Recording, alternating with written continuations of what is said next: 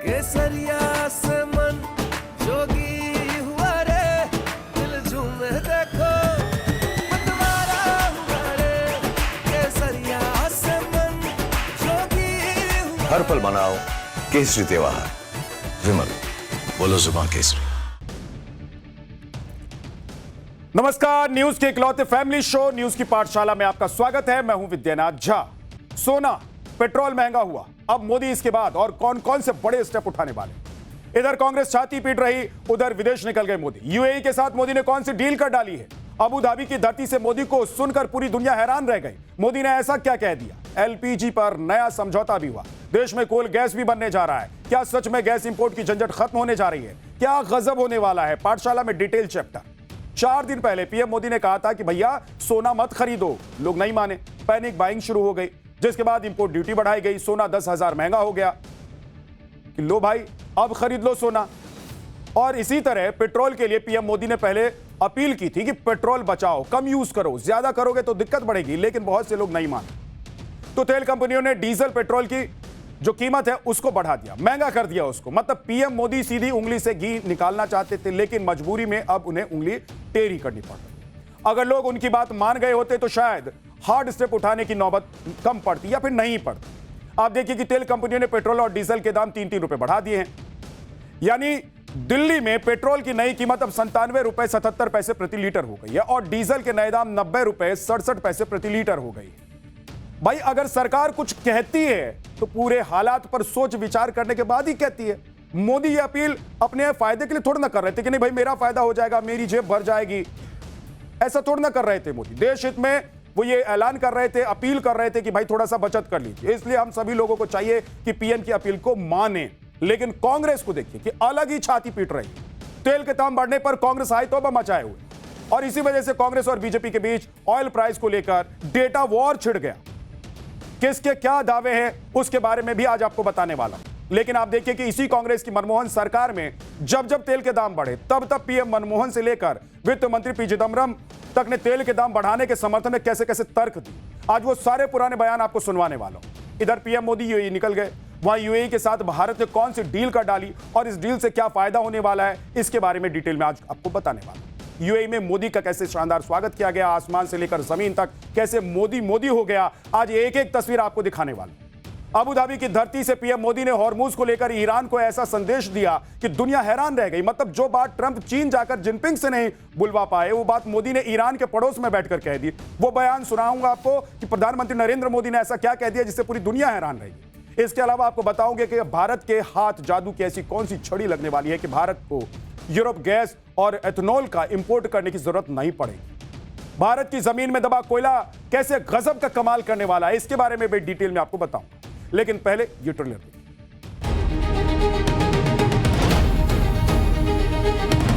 आपकी वायुसेना के जहाजों ने स्टॉप किया। ये भारत के लोगों का सम्मान है।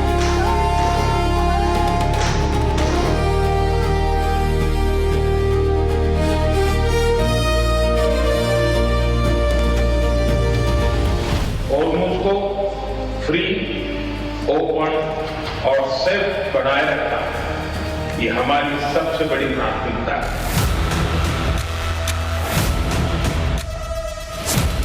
अमृत काल में आपका स्वागत है और इस अमृत काल में महंगाई मैन अपना चाबुक चला रहे हैं। मोदी जी आपसे वसूली कर रहे हैं। सरकार को ये फैसला तुरंत वापस लेना चाहिए ना, आम आदमी पे बहुत उसका असर पड़ेगा। कम गाड़ियों से चलें, जहां आवश्यक हो वहीं पे चलें, यात्राओं को कम करें ताकि आपका बजट भी ना हिले और देश का बजट भी ना हिले।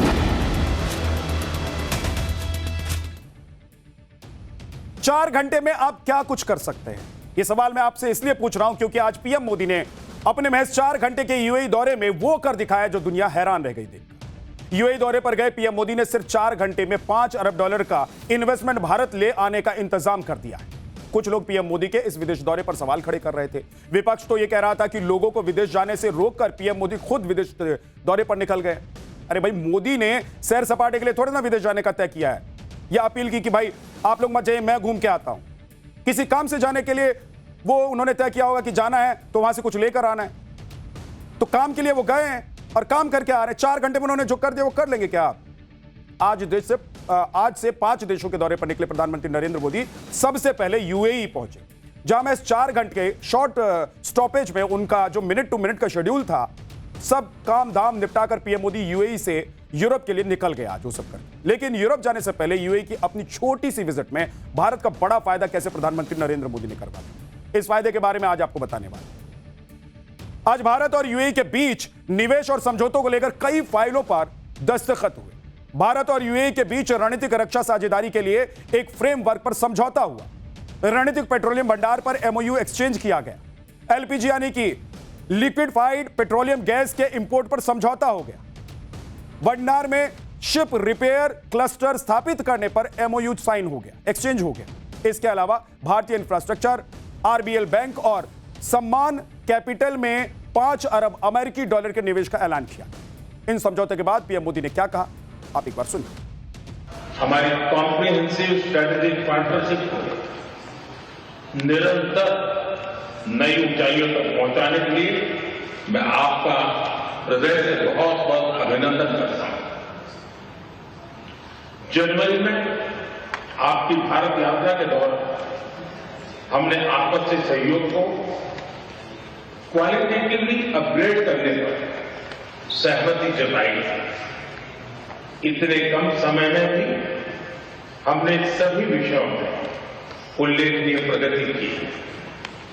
दोनों टीमों के बीच भी करीबी संपर्क रहा। आज जिस तरह की परिस्थिति है, इसमें भारत और यूएई की स्ट्रेटेजिक साझेदारी, इसका महत्व कई गुना बढ़ गया।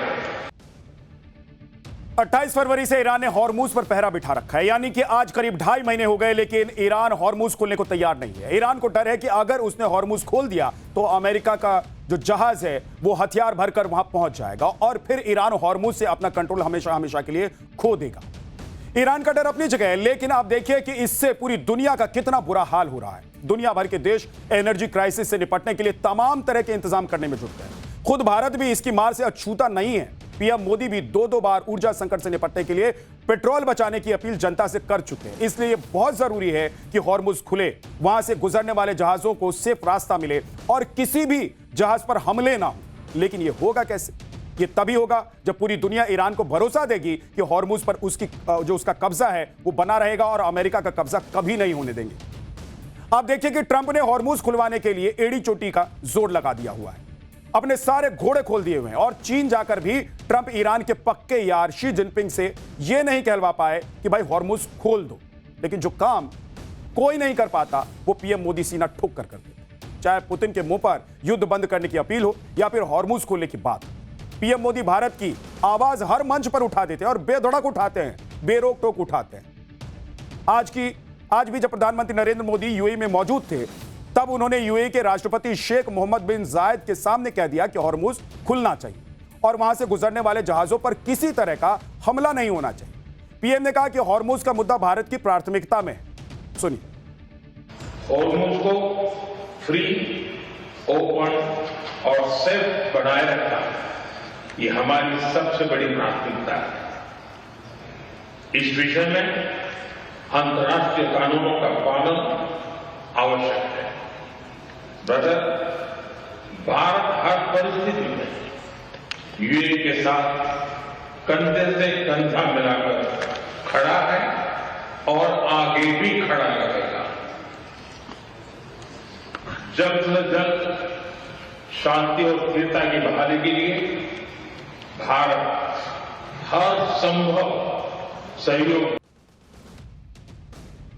भाई पीएम मोदी की खासियत है कि वो जिस भी देश के राष्ट्राध्यक्ष से मिलते हैं उससे कहीं ना कहीं अपना पर्सनल बॉन्डिंग बना ही लेते हैं, कर ही लेते हैं। पीएम की हग डिप्लोमेसी की मुरीद तो पूरी दुनिया है। आपने कई बार देखा होगा प्रधानमंत्री को ऐसे लोगों को गले लगाते हैं। यूएई के राष्ट्रपति शेख मोहम्मद बिन जायद के साथ भी पीएम मोदी की पर्सनल बॉन्डिंग दिखाई दी। पीएम मोदी उन्हें अपना बड़ा भाई मानते हैं, इसलिए आज पीएम मोदी की प्लेन जब वहां यूएई के आसमान में पहुंचा तो वैसे यूएई एयरक्राफ्ट के F-16 फाइटर जेट्स पीएम के प्लेन की सुरक्षा के लिए स्कॉट के लिए पहुंच गए। इसके बाद जब पीएम मोदी राष्ट्रपति शेख मोहम्मद बिन जायद से मिलने के लिए पहुंचे, तब उन्हें गार्ड ऑफ ऑनर भी दिया गया। सुनिए इस ग्रैंड वेलकम पर पीएम मोदी ने क्या कहा। My dear brother, इस आत्मीय स्वागत के लिए मैं आपका हृदय से बहुत बहुत आभार व्यक्त करता हूं। और जैसा आपने कहा, मैं अपने दूसरे घर आया हूं। ये शब्द, ये भाव मेरे जीवन की बहुत बड़ी पूंजी है। आज भी जिस प्रकार से आपकी वायुसेना के जहाजों ने एस्कॉर्ट किया, ये भारत के लोगों का सम्मान है। यूएई में पीएम मोदी का ऐसा शानदार सम्मान देखकर मोदी विरोधियों को आग लग गई है। कुछ लोग तो छाती पीट रहे हैं कि क्या हो गया, ऐसे कैसे हो गया, इतना सम्मान। भाई देश के प्रधानमंत्री हैं और कांग्रेस को छाती पीटती भी दिखाई भी दे रही है कि कैसे छाती कांग्रेस के नेता आज पूरे दिन पीटते हुए नजर आए। लेकिन कांग्रेस की बेचैनी की वजह वो है जो मोदी विदेश दौरे पर जाने से पहले करके गए हैं, और वो वजह है तेल की कीमतें बढ़ाना। ईरान अमेरिका युद्ध के 76 दिन बाद भारत में पेट्रोल की कीमत 3% के आसपास बढ़ाई गई। पूरा एंटी मोदी इकोसिस्टम गोलियां कर, मतलब एक झुंड में आ गए सब लोग और छाती पीटने लग गए कि बाप रे बाप क्या कर दिया, जनता की जेब काट ली, जनता की जेब काट ली है, ये लोग कह रहे हैं विपक्षी नेता। आगे आपको बताऊंगा, लेकिन देखिए कि एंटी मोदी इकोसिस्टम ये नहीं बता रहे कि ऊर्जा संकट की मार से अमेरिका भी नहीं बचा हुआ। वो अमेरिका जो युद्ध लड़ रहा है, जिसके पास खदान है, जिसके पास कुएं के तेल है, तेल के कुएं हैं, जो दावा करता है कि उसके पास तेल का सबसे बड़ा भंडार है। ट्रंप के अमेरिका में भी तेल के दाम 28% बढ़ चुके हैं युद्ध के बाद। तो फिर भारत में महज 3% तेल की कीमत बढ़ने पर इतनी हाई तौबा क्यों है? मोदी विरोधियों को लगता है कि शायद प्रधानमंत्री मोदी को भी मनमोहन सिंह की तरह तेल कंपनियों को कूपन बनाकर दे देना चाहिए था कि भविष्य में पेमेंट कर देंगे और अगली सरकारों के माथे बिल फाड़कर कट लेना चाहिए था। अब पाठशाला में खुद ये बात कर चुके हैं, बता चुका हूं मैं आपको कि सरकारी तेल कंपनियों को इस संकट में घाटे का बोझ उठाना चाहिए, और शायद वही हो भी रहा है। सरकार पूरी कोशिश कर रही थी कि तेल के दाम ना बढ़े, इसलिए तेल कंपनियों का घाटा कर सरकार ने एक्साइज ड्यूटी कम कर दी थी, और अब तेल के दाम बढ़ाए भी तो महज 3 रुपए, वरना ये तेल की कीमतें 3 रुपए की जगह 15 से 20 रुपए तक बढ़ जाती भाई। इसलिए मनाइए कि स्ट्रेट ऑफ हॉर्मुज जितनी जल्दी हो सके खुल जाए, उतना अच्छा होगा, नहीं तो आगे ऐसे कई और झटके लग सकते। तेल के दाम बढ़ने पर देखिए कि प्रधानमंत्री मोदी के बनारस में लोगों ने आज क्या कहा है, वो क्या सोच रहे हैं। सरकार को ये फैसला तुरंत वापस लेना चाहिए ना, आम आदमी पे बहुत उसका असर पड़ेगा। पहले तो मैं ये बोलना चाहूंगा, प्रधानमंत्री मोदी जी जो विदेशों का दौरा करते हैं वो अपने घूमने के लिए नहीं करते हैं, ये देश की अर्थव्यवस्था को मजबूत करने के लिए, अन्य देशों से संबंध मजबूत करने के लिए, व्यापार बढ़ाने के लिए करते हैं। और रही बात तेल बढ़ने की, तेल की कीमतें जो 2-3 रुपए बढ़ी हैं, अन्य देशों में जाके आप देखेंगे सर, वहाँ काफी दिक्कतें हैं। अपने देश में तो बहुत सुधार है। मोदी जी ने जो ये बोला कि आप वर्क फ्रॉम होम करिए या डीजल पेट्रोल का थोड़ा बचत करिए, तो ये आने वाले दिनों के लिए उन्होंने बोला है कि जो अगर हमें किल्लत आती है तो उससे पहले हम सचेत हो जाएंगे, तो हमारे देश के जनता को परेशानी नहीं होगी। नहीं सर, तेल का असर पड़ा है, लेकिन सरकार को सोचना चाहिए ना थोड़ा बहुत। जनता, आम जनता परेशान हो रही है। जाहिर सी तौर पे भाई आपका भी बजट बढ़ जाएगा इसकी वजह से। बिल्कुल सर, बिल्कुल सर। ठीक है, दुनिया में हर जगह पेट्रोल की कीमतें बढ़ती हैं, ऐसा नहीं है, लेकिन जो हम लोग का अर्थव्यवस्था है, जो इंडिया का अर्थव्यवस्था है, उसके अकॉर्डिंग और अन्य देशों की अकॉर्डिंग बहुत अंतर है। हम लोग का एक जो बजट बनता है वो घाटे का बजट बनता है हमेशा, तो इसको कैसे मैनेज करना है, और ऐसे महंगाई बढ़ती रहेगी तो ये सीधा सीधा असर आम जनता पे पड़ती है। बहुत हाई लेवल वाले को भी फर्क नहीं पड़ता, बहुत लोगों को भी फर्क नहीं पड़ता। मिडिल क्लास फैमिली परेशान रहती है। बिल्कुल, मिडिल क्लास फैमिली छोटी छोटी चीजों में जो खुशियां ढूंढती हैं, उस खुशियों पे असर पड़ेगा। तेल की कीमत बढ़ी तो कांग्रेस अब ऐसा बताने में जुट गई है कि दुनिया भर की सरकारें अपनी जनता को राहत देने में जुटी हुई है और भारत सरकार ने बोझ डाल दिया। लेकिन तेल के दाम दुनिया में नहीं बढ़े हैं, सिर्फ भारत में बढ़ा है। कांग्रेस नेता सुप्रिया श्रीनेत दावा कर रही हैं कि नेपाल ने पेट्रोल 2 रुपए और डीजल 12 रुपए सस्ता कर दिया, जबकि ऑस्ट्रेलिया ने एक्साइज ड्यूटी घटाकर पेट्रोल को 17 रुपए तक सस्ता कर दिया। कांग्रेस की माने तो जर्मनी में तेल पर टैक्स घटाकर जनता को 17 से 19 रुपए सस्ता तेल दिया जा रहा है। वहीं ब्रिटेन को लेकर कांग्रेस का दावा है कि वहां बिजली के बिल पर 100 पाउंड की छूट दी जा रही है और तेल पर टैक्स कम कर दिया गया है। सुनिए सुप्रिया श्रीनेत क्या कह रही है। अमृत काल में आपका स्वागत है और इस अमृत काल में महंगाई मैन अपना चाबुक चला रहे हैं। मोदी जी आपसे वसूली कर रहे हैं, आपकी जेब पर डाका डाल रहे हैं। इस अमृत काल में आज की तारीख में देश में पेट्रोल और डीजल के दाम 3 रुपए प्रति लीटर बढ़ा दिए गए हैं। इसके पहले प्रीमियम पेट्रोल के, प्रीमियम डीजल के, कमर्शियल एलपीजी गैस सिलेंडर के दाम पहले ही बढ़ाए जा चुके हैं। अब तक आप सब लोग समझ चुके हैं कि वो ऐसा क्यों कर रहे हैं, क्योंकि उन्होंने हमारी एनर्जी सिक्योरिटी का सरेंडर अमेरिका के सामने कर दिया है। कांग्रेस के दावे पर बीजेपी ने भी दुनिया भर में ऊर्जा संकट से निपटने वाले ऐसे देशों की लिस्ट जारी कर दी जिन्होंने अपने देश की जनता को कोई राहत नहीं दी और 50% तक तेल के दाम बढ़ा दिए। बीजेपी के मुताबिक पाकिस्तान ने तेल के दाम 55% बढ़ा दिए हैं। मलेशिया ने तेल के दाम में 56% की बढ़ोतरी की है। बीजेपी के मुताबिक खुद अमेरिका ने तेल की कीमतों में 45% का इजाफा कर दिया है। तेल के कुएं वाले देश यूएई ने तेल के दाम में 52% तक की बढ़ोतरी कर दी और म्यांमार में तो तेल के दाम लगभग दोगुने हो चुके हैं। म्यांमार ने 90% तक तेल के दाम में बढ़ोतरी कर दी। इसलिए बीजेपी कह रही है कि कांग्रेस का छाती पीटना बस सियासी नौटंकी है, क्योंकि इन देशों के मुकाबले भारत ने पहले 76 दिनों तक खुद तेल की बड़ी कीमतों का बोझ उठाया। इसके बाद अब सिर्फ 3.4% दाम यानी कि 3% के आसपास दाम बढ़ाए गए। तेल की कीमतों पर बीजेपी कांग्रेस के बीच डेटा वॉर खत्म नहीं हो रहा है। एक राउंड की भिड़ंत के बाद कांग्रेस दूसरा डेटा लेकर आ गई है। रणदीप सुरजेवाला ने आरोप लगाया है कि मोदी सरकार लूट का साइकिल चला, यानी लूट पर लूट किए जा रही है। कांग्रेस के मुताबिक पिछले 11 साल में मोदी सरकार ने देश की जनता से पेट्रोल डीजल के नाम पर 43 लाख करोड़ रुपए लूट लिए, यानी कि बीजेपी ने हर दिन करीब 1000 करोड़ रुपए लूटे। कांग्रेस का दावा यह भी है कि मोदी सरकार में क्रूड का औसत रेट $70 प्रति बैरल रहा है। इस हिसाब से पेट्रोल की कीमत 61.60 यानी कि 61 रुपए 60 पैसे प्रति लीटर और डीजल की कीमत 56 रुपए 99 पैसे प्रति लीटर होनी चाहिए। लेकिन मोदी सरकार कई साल से पेट्रोल की कीमत 94 रुपए वसूल रही है। कांग्रेस के इस आरोप पर बीजेपी ने फिर से एक डेटा जारी कर दिया है। बीजेपी ने दावा किया है कि हॉर्मुज संकट की वजह से कई देशों को वो करना पड़ा जो उन्होंने कभी सोचा तक नहीं, जैसे कि जापान को अपना सबसे बड़ा इमरजेंसी पेट्रोलियम रिजर्व एक्टिव करना पड़ा है। साउथ कोरिया ने अगले 30 साल के लिए नेशनल फ्यूल कैप लगा दिया है और फिलीपींस ने नेशनल एनर्जी इमरजेंसी डिक्लेयर कर दी है। थाईलैंड में डीजल के दाम डबल हो गए हैं और पाकिस्तान ने तो सभी स्कूल कॉलेज 2 हफ्ते के लिए बंद कर दिए। बहरहाल सियासी तकरार तो अपनी जगह है, लेकिन तेल के दाम बढ़ने के बाद गुजरात के अहमदाबाद में पेट्रोल पंप पर क्या माहौल है, अब जरा एक बार आपको सुना। गुजरात में अभी 2 दिन पहले ही अमूल दूध के भाव बढ़ने के बाद आज फिर से पेट्रोल के भी दाम बढ़ गए हैं। जो पेट्रोल का दाम है वो 2.99 रुपीज का बढ़ा हुआ है, जहां की डीजल में 3.09 रुपीज का इंक्रीज हुआ है, जिसकी वजह से यहाँ पर पेट्रोल पंप को आपकी लाइन भी थोड़ी सी कम नजर आ रही है। यहाँ पर पेट्रोल पंप के जितने भी लोग हैं, आइए उनसे भी बात करते हैं और जानते हैं यहाँ का क्या रुख है, लोग अभी क्या सोच रहे हैं।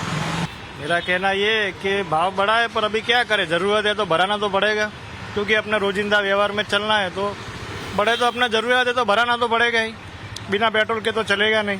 पेट्रोल और डीजल का सप्लाई डेपो से नॉर्मल आ रहा है और आज सुबह में 2 रुपीज 98 पैसा पेट्रोल में और 3 रुपीज और 9 पैसा डीजल में पर लीटर बढ़ा है सुबह से, और ऐसी कुछ भीड़ के ऐसा तो कुछ हुआ नहीं है, नॉर्मल ही चल रहा है ऑपरेशन।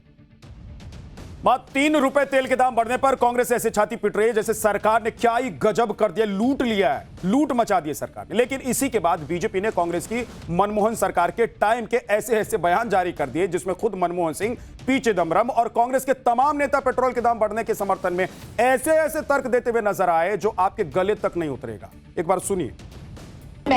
आपको याद है कि कांग्रेस की यूपीए की सरकार क्यों गई थी देश से, और जो गई तो अभी तक नहीं आई, और क्यों नहीं आई है भाई? सबसे बड़ा मुद्दा था महंगाई का और भ्रष्टाचार का। इन्हीं महंगाई के मुद्दे और भ्रष्टाचार के मुद्दों ने कांग्रेस को ऐसा डुबोया कि आज तो कांग्रेस निकल नहीं पाई है। लेकिन आपको पता है कि मोदी सरकार ने अभी तक पेट्रोल डीजल की कीमत को थाम के रखा था।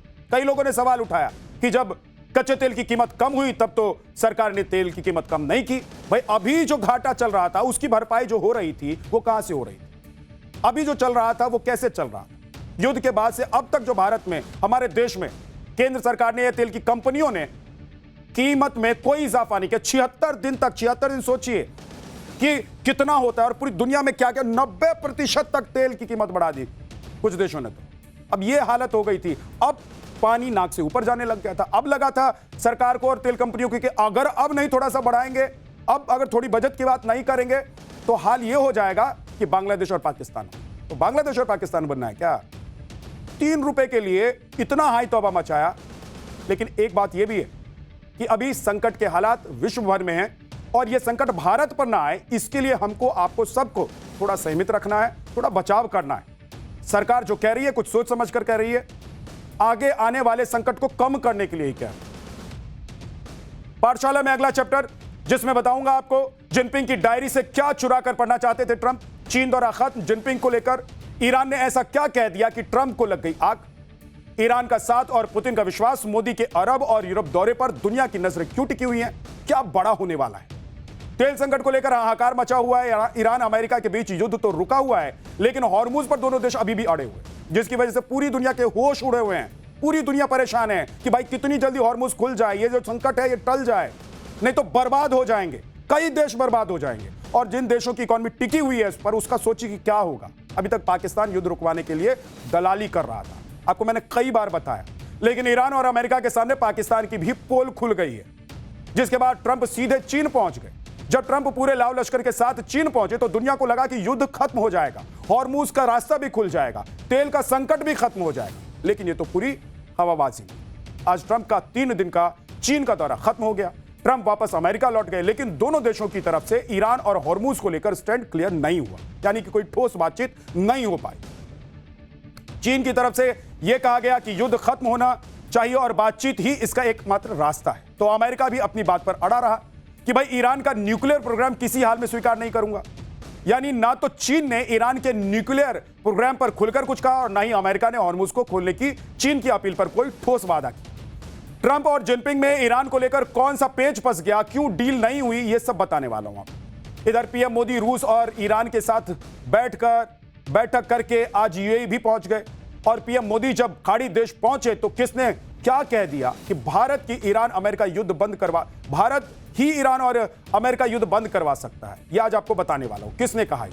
और दुनिया के 2 सो कॉल्ड सबसे बड़े नेता मिले, बंद कमरे में कई घंटों की मीटिंग हुई, इंटरनेशनल मीडिया के सामने आकर बयानबाजी हुई, लेकिन ईरान और हॉर्मुज का मामला जहां था वहीं अटका हुआ। लेकिन ट्रंप जैसे ही चीन से अमेरिका के लिए रवाना हुए, भारत में मौजूद ईरान के विदेश मंत्री ने ट्रंप को मैसेज भेज दिया। ईरान के विदेश मंत्री अब्बास अरागची ने बड़ा बयान देते हुए कहा कि अमेरिका के साथ जारी तनाव को कम करने के लिए चीन की किसी भी पहल का स्वागत करें।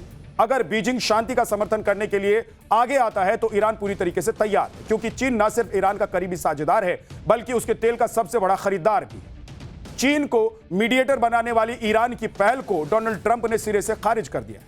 ट्रंप का कहना है कि ईरान अपने परमाणु कार्यक्रम को छोड़ने के वादे से पीछे हट गया है, और जब तक वो पूर्ण परमाणु निशस्त्रीकरण की गारंटी नहीं देता है तब तक किसी भी प्रस्ताव पर विचार नहीं किया जा सकता। ट्रंप दावा कर रहे हैं कि ईरान अपने सर्वधित यूरेनियम को जो उन्होंने संवर्धित कर लिया है, उस यूरेनियम को छोड़ने पर सहमत हुआ था, लेकिन अब अपनी बात से ईरान पलट गया है, जबकि ईरान भी लगातार यही कह रहा है कि यूरेनियम संवर्धन का मुद्दा बातचीत के एजेंडे में है ही नहीं, इस पर हम बात ही नहीं करना चाहते हैं। ट्रंप के चीन दौरे के दौरान भी सबसे बड़ा मुद्दा यही था कि युद्ध कैसे खत्म हो और हॉर्मुज का रास्ता कैसे खुलवाया जाए, लेकिन ट्रंप चीन के सामने भी इसी बात पर अड़े रहे कि जब तक न्यूक्लियर प्रोग्राम पर बात नहीं होगी कोई समझौता नहीं होगा। सुनिए ट्रंप ने क्या। ट्रंप चीन पहुंचे थे तभी से माहौल बनाया जाने लग गया था कि ईरान युद्ध अब खत्म होने वाला है और चीन में ही इसकी मुहर भी लगेगी, लेकिन ट्रंप ने चीन पहुंचकर भी ऐसी बातें कर दी कि चीन भी हैरान रह गया। ट्रंप ने कह दिया कि चीन अब ईरान को सैन्य सहायता मुहैया नहीं कराएगा, लेकिन चीन की तरफ से इस तरह का कोई भी बयान नहीं आया। पागल है क्या चीन कि समझौता कर लेगा कि हम तुमको नहीं देंगे कोई भी सैन्य सामान, साजो सामान? भाई उसकी बिक्री और उसके खरीदार आपस में दोनों साझेदार, आप क्यों बीच में बन रहे हैं भाई? जिनपिंग तो ट्रंप को लेकर बहुत सावधानी बरतते हुए नजर भी आए।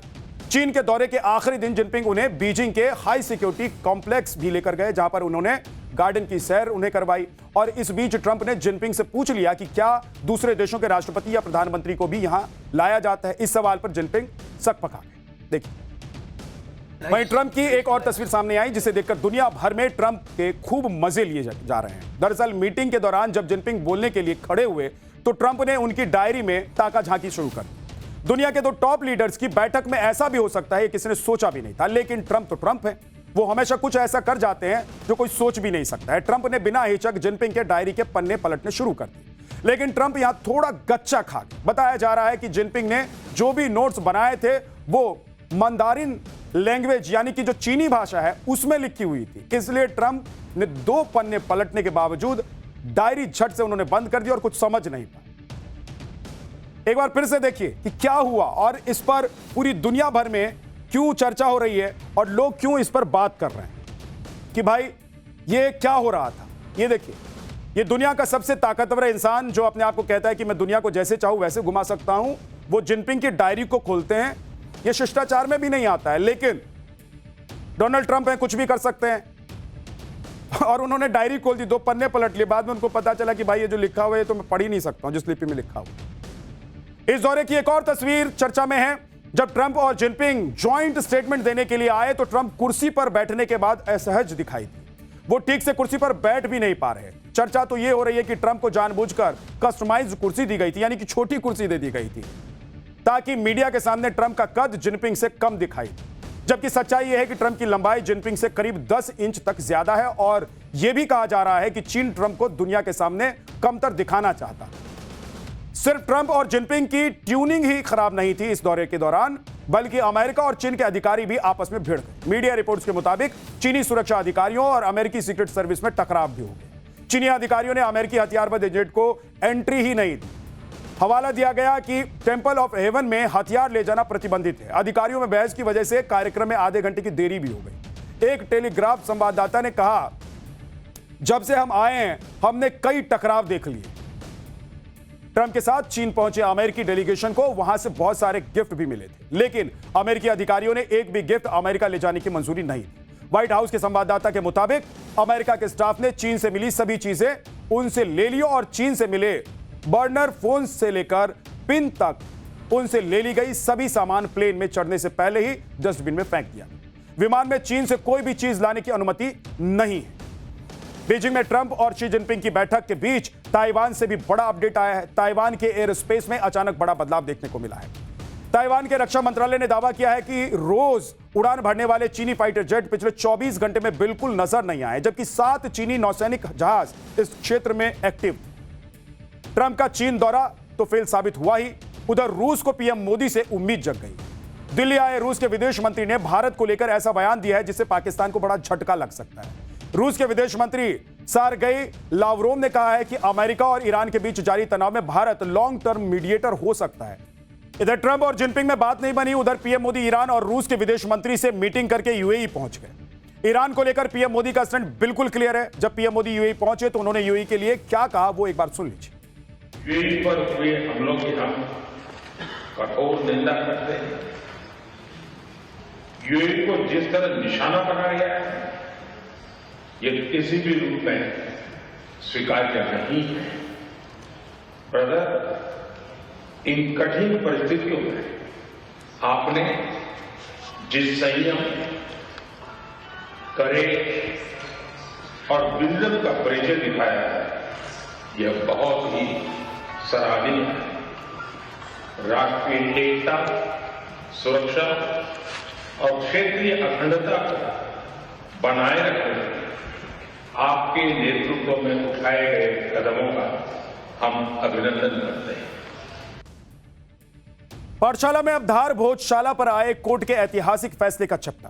हाईकोर्ट को ऐसा क्या सबूत दिख गया कि भोजशाला का 23 साल पुराना फैसला पलट गया। भोजशाला मंदिर है, कोर्ट ने क्यों कहा अब भोजशाला में नमाज नहीं सिर्फ पूजा होगी। रामचरितमानस में तुलसीदास ने लिखा है कि जही के जही पर सत्य से नेहू, सोते ही मिले न कछु संदेहू। और इसका अर्थ होता है कि जिससे सत्य का रिश्ता होता है वो उसे अवश्य मिल जाता है, इसमें कोई संदेह नहीं है। यानी कि सच्चाई एक दिन सबके सामने सिद्ध होती है। और आज मध्य प्रदेश हाईकोर्ट के ऐतिहासिक फैसले में यह भी दिखाई दिया कि धार भोजशाला एक हिंदू मंदिर है। कोर्ट ने एएसआई की सर्वे रिपोर्ट के आधार पर इसे मां वाघ देवी का मंदिर माना है और इसमें सिर्फ हिंदुओं को पूजा करने का अधिकार दिया है। इसके साथ ही कोर्ट ने एएसआई यानी कि भारतीय पुरातत्व सर्वेक्षण अप्रैल 2003 के उस आदेश को रद्द कर दिया है जिसमें मुसलमानों को हर शुक्रवार भोजशाला परिसर में नमाज अदा करने की इजाजत दी गई थी। यानी अब यहां पर नमाज नहीं होगी। मुस्लिम पक्ष धार भोजशाला को कमाल मौला मस्जिद मानता है, जबकि हिंदू समुदाय शुरू से ही इसे देवी सरस्वती को समर्पित एक मंदिर मानता है। यह बात आज कोर्ट में भी सिद्ध हो गई जो लगातार हिंदू कह रहे थे। धार भोजशाला को लेकर आज मध्य प्रदेश हाईकोर्ट की इंदौर बेंच ने अपने फैसले में जो बातें कही वो हर हिंदुस्तानी को ध्यान से देखनी चाहिए। कोर्ट ने एएसआई की रिपोर्ट को आधार मानते हुए अपने आदेश में कहा कि हमने इस स्थल पर हिंदू पूजा की निरंतरता को नोट किया है हालांकि समय समय पर इसे नियंत्रित किया गया। इस स्थान के ऐतिहासिक साहित्य से पता चलता है कि यह राजा भोज से जुड़ा संस्कृत शिक्षा का एक प्रमुख केंद्र था। यह धार में देवी सरस्वती को समर्पित मंदिर के अस्तित्व को दर्शाता है, इसलिए इस क्षेत्र का धार्मिक चरित्र भोजशाला के रूप में माना जाता है। इसमें देवी वाग्देवी सरस्वती का मंदिर है। कोर्ट ने यह भी कहा है कि केंद्र सरकार और एएसआई यह फैसला ले कि भोजशाला मंदिर का मैनेजमेंट कैसा रहे। 1958 एक्ट के तहत इस प्रॉपर्टी का पूरा मैनेजमेंट एएसआई के हाथ में ही रहेगा। कोर्ट ने एएसआई के 7 अप्रैल 2003 के उस आदेश को भी रद्द कर दिया जिसमें एएसआई ने भोजशाला में हिंदुओं को पूजा का अधिकार नहीं दिया था। इसके अलावा उस आदेश को भी खारिज कर दिया गया जिसमें मुसलमानों को हर शुक्रवार को नमाज पढ़ने का अधिकार दिया गया था। कोर्ट ने यह भी कहा कि हर सरकार की जिम्मेदारी है कि वो ऐतिहासिक और पुरातात्विक महत्व वाले प्राचीन स्मारकों और मंदिरों की सुरक्षा सुनिश्चित करे, साथ ही गर्भगृह और धार्मिक आस्था से जुड़ी देव प्रतिमाओं का भी संरक्षण करे। सुनिए। इंदौर हाईकोर्ट ने इस पूरे परिसर को एक हिंदू मंदिर का परिसर घोषित किया है, उसको माना है, साथ ही साथ यहाँ पे हिंदुओं को पूजा पाठ का अधिकार दिया है। और जो 7 अप्रैल 2003 का ऑर्डर था जो यहाँ पे नमाज की अनुमति देता था, उस ऑर्डर को कोर्ट ने खारिज कर दिया, सेट असाइड कर दिया है। हाईकोर्ट ने अपने फैसले में मुस्लिम पक्ष की तरफ से पेश किए गए प्लेसेस ऑफ वर्शिप एक्ट 1991 यानी कि 1991 को नहीं माना है। इसके पीछे की वजह आगे आपको बताऊंगा, लेकिन उससे पहले देखिए कि भोजशाला को लेकर हिंदू पक्ष ने किस तरह के तथ्य और दावे आज पेश किए। इसमें सबसे पहले एएसआई वैज्ञानिक सर्वे रिपोर्ट 2024 को आधार बनाया गया था। एएसआई की 2000 पेज की रिपोर्ट में यह तथ्य दिए गए कि भोजशाला की मौजूदा संरचना 11वीं शताब्दी के परमार काल से भी पहले बने विशाल मंदिर के अवशेषों पर बनी है। इस परिसर में 1700 से ज्यादा पुरातात्विक अवशेष मिले हैं जिसमें हिंदू देवी देवताओं, सरस्वती, गणेश, ब्रह्मा, शिव, हनुमान से जुड़ी हुई मूर्तियां। इसके अलावा खंड हवन कुंड, संस्कृति, शिलालेख, नक्काशी, गौमुख यंत्र और सनातन प्रतीक शामिल हैं। मंदिर से मस्जिद में रूपांतरण को लेकर 14वीं से 15वीं शताब्दी में हमले से जुड़े तथ्य भी दिए गए। इसमें खासतौर पर मौजूदा पिलर, स्तंभ और वास्तुशिल्प हिंदू मंदिरों से तोड़कर फिर से इस्तेमाल किए गए, वो भी बताया। हिंदू पक्ष ने तर्क दिया कि भोजशाला कभी मस्जिद था ही नहीं, बल्कि मंदिर को तोड़कर इसका स्वरूप बदल दिया गया था। आज इस तथ्य को भी हाई कोर्ट ने मान लिया। अब मुस्लिम पक्ष इस मुद्दे को सुप्रीम कोर्ट ले जाने की बात कह रहा है। लेकिन दूसरी तरफ एआईएमआईएम के चीफ असदुद्दीन ओवैसी के अपने तर्क हैं। वो कैसे इस पूरे फैसले को लेकर बयान दे रहे हैं, क्या कह रहे हैं, एक बार सुनिए। मैंने कहा था कि बाबरी मस्जिद, राम मंदिर का जजमेंट गलत जजमेंट है, जो आस्था की बुनियाद पर दिया गया है। तो ये इसका ब्रीफ फैक्ट ये हम उम्मीद करते हैं कि जब ये मसला सुप्रीम कोर्ट को जाएगा तो सुप्रीम कोर्ट इसको देखकर इंसाफ करेगा। एक स्ट्रांग केस है। आज मुस्लिम पक्ष ने एएसआई सर्वे पर सवाल उठाते हुए कोर्ट में दलील दी कि एएसआई की तरफ से दी गई वीडियोग्राफी स्पष्ट नहीं है कि भोजशाला मंदिर है, मस्जिद है या फिर जैनशाला है। इसके अलावा विवादित स्थल का धार्मिक स्वरूप तय करने का अधिकार सिविल कोर्ट को है। हाईकोर्ट अनुच्छेद 226 के तहत रिट अधिकार क्षेत्र में सुनवाई कर रहा है। अयोध्या फैसले का उल्लेख करते हुए मुस्लिम पक्ष ने कहा कि वहां रामलला विराजमान की मूर्ति मौजूद थी, लेकिन भोजशाला में कोई स्थापित मूर्ति नहीं है। अब इस पर हिंदू पक्ष का कहना है कि भोजशाला में किसी जमाने में मां वाग्देवी की प्रतिमा स्थापित थी, जिसे अंग्रेज लेकर चले गए। इसके अलावा भोजशाला मंदिर की शिल्पकारी को देखकर पता चलता है कि यहां हिंदू देवी देवताओं की खंडित मूर्तियां मौजूद हैं, जिन्हें देखकर हिंदू मंदिर होने के प्रमाण मिलते हैं। लेकिन यह बात मुस्लिम पक्षकार मानना नहीं चाह रहे हैं। मुस्लिम फरीक कोर्ट में जा रहा है और इसको अपील करेगा, मगर फिर भी हिंदू पक्ष को बहुत ज्यादा खुशी मनाने की जरूरत नहीं है। ये कोर्ट की प्रक्रियाएं हैं, चलती रहती हैं। कभी कोई पक्ष जीतता है, कभी कोई पक्ष हारता है। मुस्लिम फरीक को गमज़दा होने की जरूरत नहीं और हिंदू पक्ष को खुशी मनाने की जरूरत नहीं। और मैं भारत के मुसलमानों का नजरिया स्पष्ट कर देना चाहता हूं कि कमाल मौला मस्जिद है और क़यामत तक वो मस्जिद रहेगी। मस्जिद के नाम पर किसी से कोई समझौता नहीं किया जा सकता। मैं समझता हूं कि इस निर्णय का सब लोगों ने स्वागत करना चाहिए, इसको स्वीकार करना चाहिए। मैं यह भी चाहूंगा कि यह केवल मंदिर न रहे, बल्कि जैसे पुराने काल में संस्कृत और धर्म ग्रंथों के अध्ययन का जो विशाल केंद्र था, एक बड़ी यूनिवर्सिटी थी, वैसा होने के लिए सरकार और समाज वहां मिलकर कदम उठाएगा। देश के अंदर ये माहौल भारतीय जनता पार्टी पैदा कर रही है और मैं तो बार बार कह रहा हूं, आप ताकत में हैं, फौज आपके पास है, पुलिस आपके पास है, 22 स्टेट्स में आपकी हुकूमत है, भारत सरकार आपकी है। जितनी मस्जिदें तोड़नी है एक साथ तोड़ दीजिए, बना लीजिए मंदिर, लेकिन ये हर रोज जो नफरत आप हिंदू मुस्लिम फैला रहे हैं इसको बंद कर दीजिए। मुस्लिम पक्ष ने कोर्ट में इस बात की पूरी कोशिश की कि किसी तरह भोजशाला को प्लेसेस ऑफ वर्शिप एक्ट 1991 के तहत साबित किया जाए, लेकिन कोर्ट में यह कानूनी पैंतरा काम नहीं कर पाया। दरअसल प्लेसेस ऑफ वर्शिप एक्ट यानी कि स्पेशल प्रोविजंस एक्ट 1991 भोजशाला पर लागू नहीं होता है। आज हाईकोर्ट ने स्पष्ट रूप से कहा कि प्लेसेस ऑफ वर्शिप एक्ट 1991 की धारा 4(3)(a) के तहत जो जगह पुरानी है और ऐतिहासिक स्मारक हैं यानी कि ASI द्वारा संरक्षित प्राचीन इमारतें हैं, उन पर यह कानून लागू नहीं होता है। दरअसल धार रियासत ने 1909 से भोजशाला को पहली बार संरक्षित घोषित किया था। 1951 में इसे राष्ट्रीय महत्व का स्मारक घोषित किया गया। इसके बाद से ASI यानी कि भारतीय पुरातत्व सर्वेक्षण इसका सीधा संरक्षण और रखरखाव करता है। आज मध्य प्रदेश हाई कोर्ट ने करीब 30 साल से चले आ रहे विवाद पर ऐतिहासिक फैसला दे दिया। वैसे तो यह विवाद सैकड़ों साल पुराना है, लेकिन पिछले 30 साल से मामला बढ़ गया। 1995 में भोजशाला में हिंदू और मुस्लिम पक्ष में विवाद शुरू हुआ था और इसके बाद हिंदुओं को मंगलवार को पूजा और मुसलमानों को शुक्रवार को नमाज पढ़ने का अधिकार मिल गया था। 1997 में मध्य प्रदेश सरकार के आदेश पर आम लोगों की एंट्री पर रोक लगा दी गई और इसके साथ ही मंगलवार को हिंदू पूजा पर रोक लगा दी। हालांकि कुछ समय बाद हिंदुओं को बसंत पंचमी पूजा की अनुमति मिल गई। 1998 में ASI ने अगले आदेश तक आम लोगों पर रोक लगा दी थी। 2003 में हिंदुओं को बिना फूल माला के मंगलवार को पूजा करने की अनुमति मिली, लेकिन कुछ दिन के बाद भोजशाला में सांप्रदायिक तनाव का माहौल बन गया। 2013 में बसंत पंचमी और शुक्रवार एक ही दिन पड़ गए और इससे सांप्रदायिक हिंसा भड़क गई। 2016 में दोबारा बसंत पंचमी और शुक्रवार एक ही दिन पड़ गए। प्रशासन ने कई बार अघोषित कर्फ्यू लगा दिया।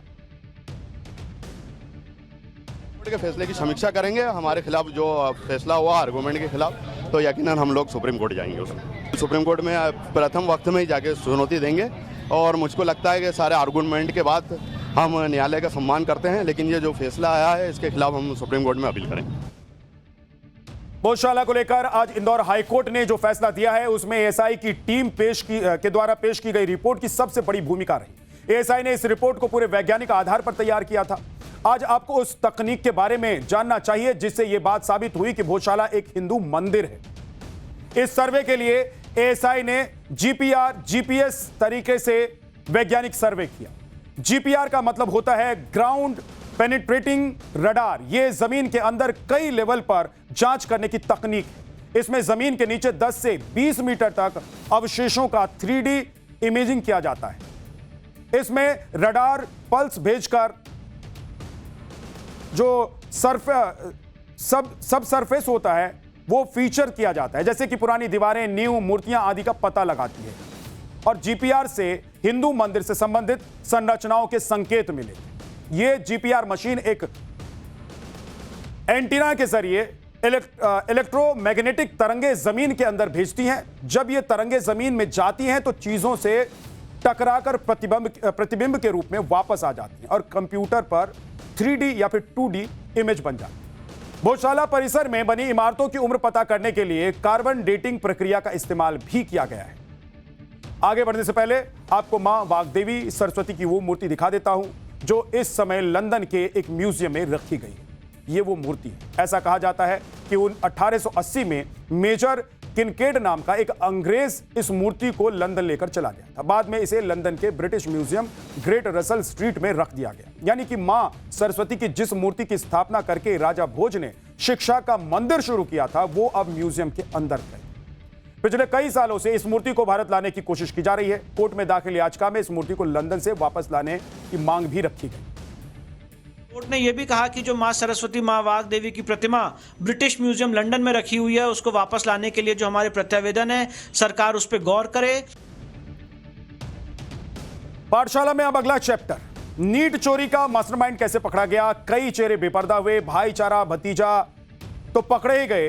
भाई और चाचा भतीजा तो एक साथ पकड़े ही गए हैं। वो बड़ा आदमी कौन है जिसे सीबीआई ढूंढ रही है? डॉक्टरी की परीक्षा में क्वेश्चन पेपर नहीं मिलेगा। मोदी सरकार ने नए तरीके से कैसे परीक्षा लेने का ऐलान कर दिया है, इसे आज आपको डिटेल में बताने वाला। जब से नीट पेपर लीक की खबर सामने आई है, तभी से देश के शिक्षा मंत्री और परीक्षा कंडक्ट करने वाली एजेंसी एनटीए से कई सारे सवाल पूछे जा रहे हैं। आज शिक्षा मंत्री धर्मेंद्र प्रधान ने इसी सिलसिले में अहम प्रेस कॉन्फ्रेंस की। एग्जाम की डेट से लेकर एक्स्ट्रा टाइम और नीट 2027 की परीक्षा सीबीटी मोड से कराने का फैसला लिया। आगे ये परीक्षा कैसे कराई जाएगी, इसका चैप्टर आज आपके सामने खुलने वाला है। सीबीआई की जांच का दायरा बढ़ रहा है। देश के अलग अलग राज्यों से कई गिरफ्तारियां हुई हैं। जो लीक एनटीए के अंदर से ही हुआ, यह भी साबित हो गया है। और नीट पेपर सेट करने के प्रोसेस से जुड़ा केमिस्ट्री का प्रोफेसर भी पकड़ा गया। पेपर कैसे आउट हुआ, पूरी कहानी सुनेंगे तो माथा पकड़ लेंगे, माथा हिल जाएगा। आप तो सोचेंगे कि भाई ये भी हो सकता है। उधर पकड़े गए आरोपी दिनेश बिवाल ने मुंह खोला है और पूरे नेक्सस में कुछ बड़े लोगों के इन्वॉल्व होने की बात भी कही है। पेपर लीक की मास्टरमाइंड बिवाल फैमिली पर आज और भी बड़े बड़े खुलासे हुए हैं। वहीं नीट पेपर लीक से सबसे ज्यादा नुकसान अगर किसी को हुआ है तो वो 23 लाख बच्चे जिन्होंने अपने दिन रात एक करके मन लगाकर पढ़ाई की थी, पेपर लिखा था और अब दोबारा एग्जाम का वही प्रेशर झेलने के लिए वो मजबूर है। बच्चे कह रहे हैं कि भाई अब वो जोश नहीं रहा जो पहले पेपर लिखने के समय पर था। सवाल पूछ रहे हैं कि गारंटी दीजिए कि इस बार पेपर लीक नहीं होगा। गोवा के बाद अब यूपी के लखीमपुर खीरी से दर्दनाक खबर भी सामने आ गई है, जहां नीट की परीक्षा में बैठा 21 साल का एक ऋतिक मिश्रा पेपर रद्द होने का सदमा नहीं झेल पाया और उसने फांसी लगाकर खुदकुशी की। यानी कि गलती सिस्टम की और भुगत रहे हैं बच्चे और उनके मां बाप, पेरेंट्स। पूरी अपडेट दूंगा आपको इसको लेकर, लेकिन पहले नीट लीक का ये ट्रेलर देख लीजिए।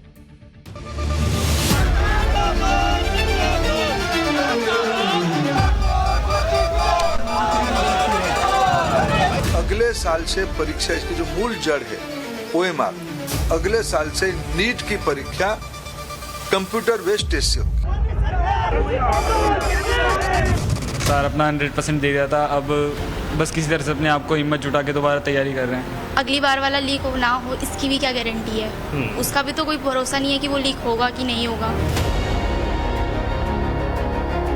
पेपर सेफ्टी से रखें, क्योंकि अगर लीक हुआ है तो वहीं से हुआ है ना, तो थोड़ा ध्यान दें कि ऐसा नहीं करना चाहिए, क्योंकि एक साल जो हम मेहनत करते हैं वो तो फिर वेस्ट चला जाता है ना। 2 साल की मेहनत जो थी वो सब पानी में चली गई। अब जो है, अब लग रहा है कि अब पता नहीं होगा नहीं होगा। जो भी गुनहगार है उसको परिधि में लाना पड़ेगा और एनटीए ही अकाउंटेबल है। जो बड़े खेल है उनको तो बचाया जाता है और छोटे बड़े लोगों को बचाया जा रहा है।